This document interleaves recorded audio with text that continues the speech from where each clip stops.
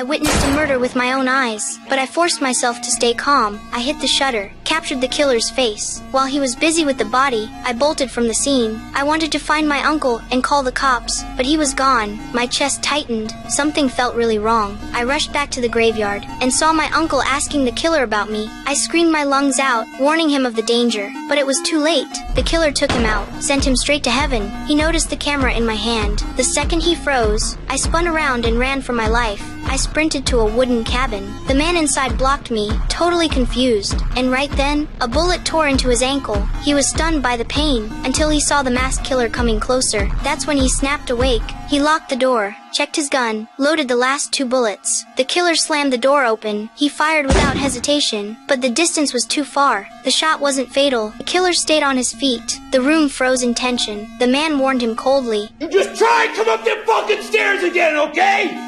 I will blow your fucking head clean off! I'm getting the police on the line right now!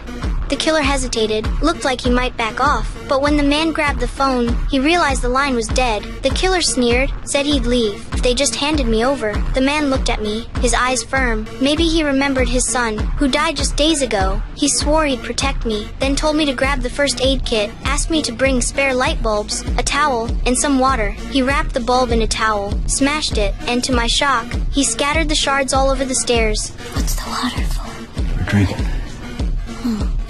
The man asked me why I was being hunted. I told him my nightmare and handed him the film from my camera. He wrapped it carefully, told me to hide it in the water tank. Downstairs, the killer was losing patience, cursing, raging, shouting he'd come up and kill us.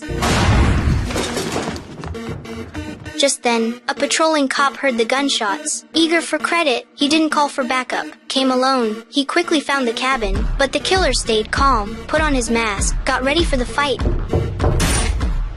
The thud echoed. The cop dropped dead in a pool of blood. Upstairs, the man reacted instantly, told me to use the chance and climb out the window, but I made a sound. The killer chased after me, bullets sprayed, until his mag clicked empty. At that moment, the half-dead cop caught his attention. The killer smirked, stole his weapon, tied him up, gun pressed to his head, forcing the man to give me up. The cop's screams filled the cabin. The man cursed the killer's cruelty, but then lied, saying he didn't care if the cop died. I knew he cared. He was worried, sick inside, but all he could do was pray. Soon, the cop's body was dumped outside, but strangely, the killer made no move. The man guessed. He was scared backup might arrive. Maybe he'd left. Still, to be safe, he told me to hide in the bathroom, then carefully went downstairs. The first floor was empty. No sign of the killer. The man let out a breath, but his foot hit a boot, and instantly he knew.